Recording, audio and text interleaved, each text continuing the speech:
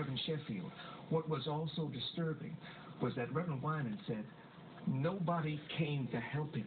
When he was on the ground getting punched and kicked, nobody came to help him. What does that say about us? Well, first of all, let me say this. One of the problems we have is we have too much talk.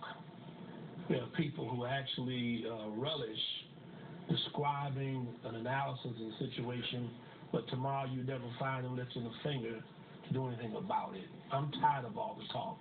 Secondly, people are fearful. I mean, if they will beat Marvin Winans down in broad daylight, people don't know if they're armed or whatever, they're afraid for their own personal safety.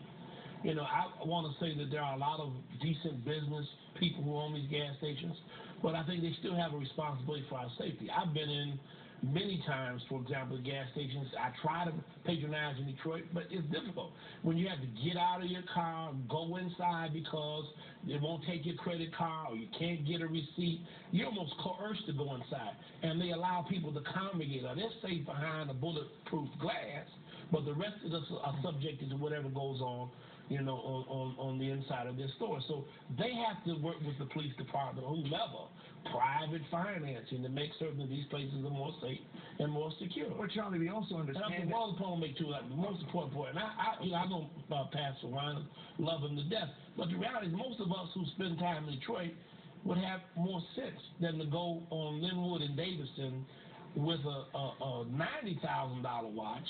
I mean, you ought to be able to go where you want to go, but the reality is that you can't go wherever you want to go. But it shouldn't matter what he was wearing. We should all have the right to wear what we want to wear. It does matter. You wouldn't be a brick of cheese and walk in a room of rats. I mean, let's be for real. I don't buy that, Reverend Sheffield. Well, you don't have to buy it. If Pastor Marvin Winans had a different profession, if he was a drug dealer, if he was a gangster, he could wear his watch, he could have his rims on his car, and they would not touch him in that neighborhood. That's absolute. Pastor Marvin Winans should be able to wear. Pastor Marvin Winans should be able to wear whatever he wants to wear. We should not live in fear.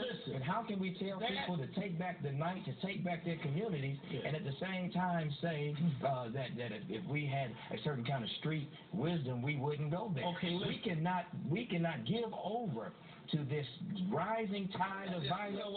We must fight. Does that blame the victim? Are you blaming the victim? I don't give over anything. I have a school with 400 kids. Every gang on the west side, the Red Rings or what, my school is walking distance from where this happened. And if a drug dealer came in there with 20s or whatever, he better be strapped and he better have some backup because they don't give a damn who you are. Now, that's the reality. That's where we live. Now, until we do all the stuff that you're talking about, and we can't feel safe, and people know that there's going to be certain punishment, and there's going to be communities of people that got their back, the reality is you just can't go anywhere at any time, you know, with bling-bling and all that and expect to be safe. Amen.